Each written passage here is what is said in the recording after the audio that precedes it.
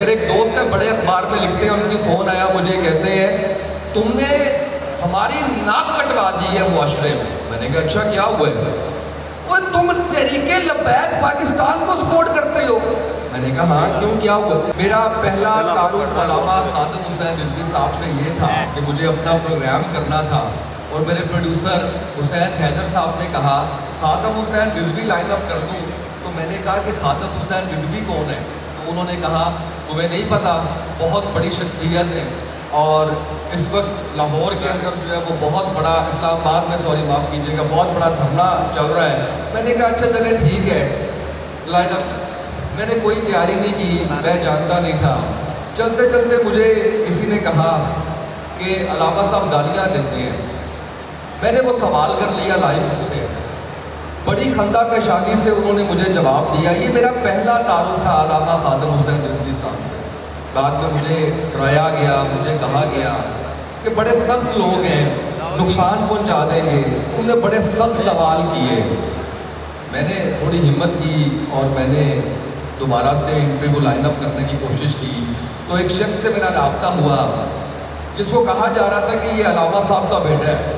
تو میرے لیے بڑے اچنبھے کی بات تھی، میں نے ان کا نام سیو کیا، سعد سن خادم حسین رضوی۔ آج بھی یہی ہے اجازت سے سعد بھائی کی کہ یہ نام میں چینج نہیں کرنا چاہتا اپنے موبائل میں۔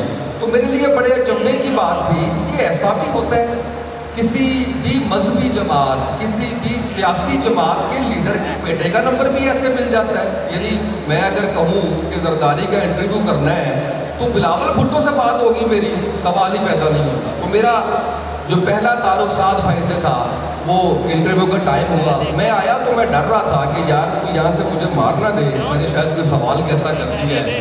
تو مجھے آج جنہوں نے لائن اپ کیا، جنہوں نے فون کیا، شامی بڑا پیارا بچہ ہے یہاں پہ، وہ ملا مجھے، تو اس نے کہا آپ کو پتہ ہے آپ نے کتنا دھچکا پہنچایا ہے جماعت کو، آپ کو پتہ ہے آپ کے اس سوال نے کتنا پیچھے گرایا ہے جا کے۔ میں نے کہا اچھا تو یہ، میں شرارت کے موڈ میں تھا تب بھی، میں نے کہا اچھا کچھ نہیں کہتے، یہ ویسے ہی ڈرایا گیا مجھے۔ یہ ساری بات کرنے کا مقصد یہ ہے کہ امیج، پرسیپشن اور ریئلٹی بڑی مختلف ہوتی ہے۔ آج ابھی میرے ساتھ بلال آئے ہوئے ہیں، میرے ساتھ شعیب بدر آئے ہوئے ہیں، شعیب بدر بڑی اچھی پوڈ کاسٹ کر رہے ہیں۔ میں نے کہا میں تمہیں دکھاتا ہوں یہ کون لوگ ہیں۔ تو انہوں نے مجھے کہا کہ آپ کیا بات کریں گے ان میں نے بھی کافی کوشش کی تیاری کروں، صبح صبح اسپیچ لکھوائی، پھر میں نے کہا نہیں یہ دل سے بولنے والی باتیں ہیں، دل سے کرتے ہیں۔ تو میں آپ سے جو گزارش کرنے جا رہا ہوں یا جو بات کرنے جا رہا ہوں وہ یہ ہے کہ میڈیا جس طرح سے کام کرتا ہے وہ میں نے آپ کو بتا دیا ہے۔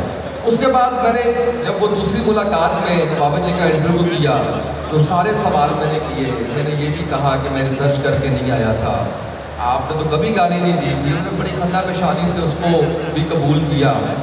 پھر اس خیمے میں میں کافی عرصہ بیٹھا رہا اور صرف ایک ہی چیز تھی نسبت کی، وہ نبی پاک صلی اللہ علیہ وسلم کی ذات تھی۔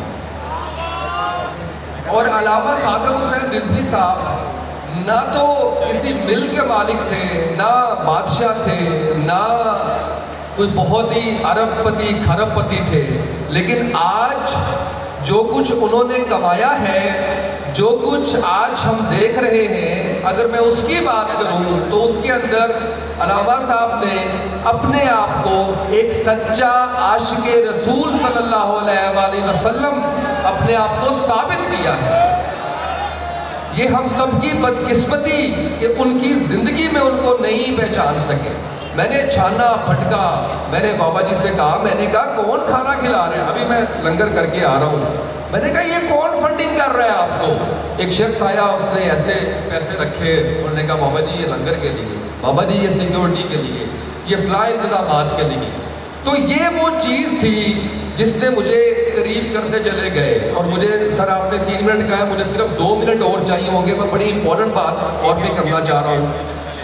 وہ یہ ہے کہ ابھی میں پیچھے ابھی مجھے انہوں نے کہا، میڈیا نے روکا، آپ کے میڈیا نے، انہوں نے کہا آپ نے پوڈ کاسٹ کی ہے سعد بھائی کے ساتھ، ایک سوال میں بھی آپ سے کرنا چاہتا ہوں جیسا آپ نے سوال کیا تھا، 4 میں سے ایک کو چنیں۔ ایک نام لیا سعد حسین رضوی، ایک نام لیا نواز شریف، ایک لیا زرداری اور ایک لیا مریم نواز۔ تو میں نے کہا سوال ہی غلط ہے، سعد حسین رضوی تو میرا بھائی ہے، اس کا تو نام جب آ جائے گا تو میں باعث ہو جاؤں گا، میری بات ہی جو ہے وہ ادھر ختم ہو جائے گی۔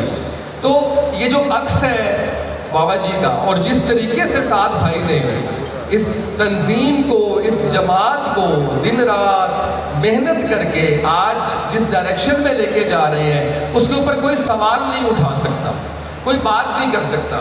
ایک آخری بات جو میں آپ کے گوش گزار کرنے جا رہا ہوں، یہ راستہ لمبا ہو سکتا ہے، کٹھن ہو سکتا ہے، مشکل ہو سکتا ہے، گرانے کی کوشش کی جا سکتی ہے، گر سکتے ہیں، لیکن جس کا نام حافظ سعد حسین رضوی ہے وہ پیچھے نہیں ہٹے گا، وہ رکے گا نہیں، وہ بکے گا نہیں، وہ کبھی ہار نہیں مانے گا، وہ جیتے گا، چاہے وہ 2 سال میں جیتے، چاہے 10 سال میں جیتے، چاہے 20 سال میں جیتے۔ آخری بات، میں بڑا قریب ہوں تحریک لبیک پاکستان کے۔ کسی نے مجھے کہا کہ آپ سیکٹری اطلاعات ہیں، کسی نے کہا آپ پے رول پہ ہیں۔ میرے ایک دوست ہیں، بڑے اخبار میں لکھتے ہیں، ان کی فون آیا مجھے، کہتے ہیں تم نے ہماری ناک کٹوا دی ہے معاشرے میں۔ میں نے کہا اچھا کیا ہوا ہے؟ وہ تم تحریک لبیک پاکستان کو سپورٹ کرتے ہو؟ میں نے کہا ہاں کیوں، کیا ہوا؟ وہ اتنی پرتشدد جماعت کو۔ میں نے کہا اچھا شاید آپ کو لگتی ہے، مجھے نہیں لگتی، اس پہ ڈیبیٹ کر لیتے ہیں، بیٹھ جاتے ہیں۔ وہ پاکستان تحریک انصاف کو سپورٹ کرتے تھے۔ 4 ماہ گزرے، نام لینا تک پاکستان تحریک انصاف کا اس وقت بند کر دیا گیا ہے۔ کوئی شخص پاکستان تحریک انصاف کا نام نہیں لے سکتا۔ اس سے بڑی وہ جماعت جس نے تحریک لبیک پاکستان پہ تشدد کر کے اس کو پرتشدد قرار دیا، آج اس سے بڑی پرتشدد جماعت جو ہے وہ کوئی لیبلڈ نہیں ہے پاکستان میں، اس کا صرف نام پاکستان تحریک انصاف۔ بہت شکریہ۔